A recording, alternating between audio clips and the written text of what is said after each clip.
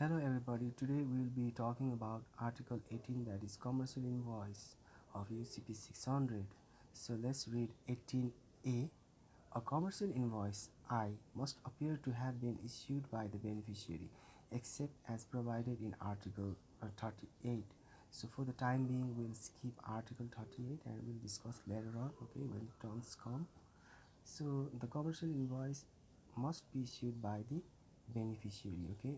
It must appear to have been issued by the beneficiary means like in the beneficiary's letterhead it can be issued, or the name of the beneficiary must be there in the commercial invoice.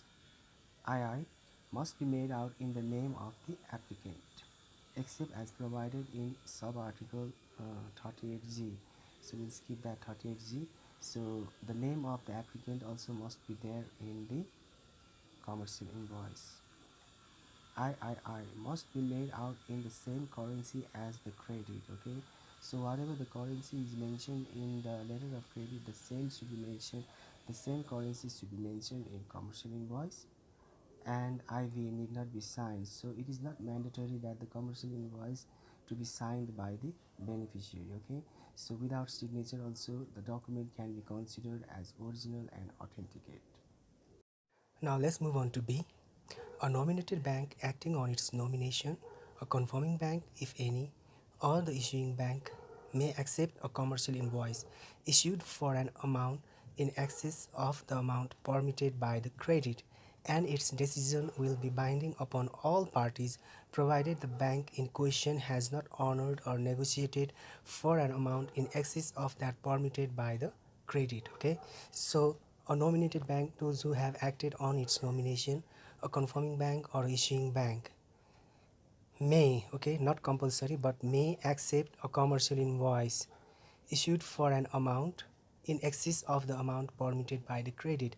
Suppose LC value is 30,000 and if the document is presented for 35,000, okay, so there is excess amount of 5,000, okay. So those three banks may accept a commercial invoice for the excess amount as well, okay, and its decision will be binding upon all the parties.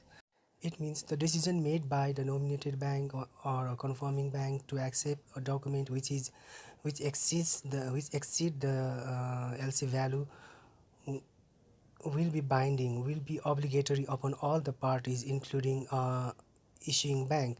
In what condition?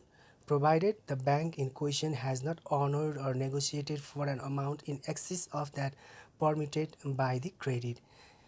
Means the nominated bank or a confirming bank, even though the documents are presented more than the LC value, they must honor or negotiate only LC value amount, not the excess value, okay. So if they honor or negotiate only LC value amount, then that document will be acceptable by all the parties. But it doesn't mean that the issuing bank, when it receives such kind of document, will be a compliant document, okay. It will be discrepancy, it will be a discrepant document because the value has been overdrawn, okay.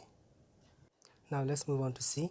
The description of goods, services, or performance in a commercial invoice must correspond with that appearing in the credit, okay. So whatever the description is mentioned in letter of credit should be same, or it must correspond in the commercial invoice, okay. Besides that, if more information about the goods, description of goods are mentioned in the commercial invoice, will also be acceptable, but it should not conflict with that of letter of credit, okay. So that is all about this article. Hope you like this video. Thank you.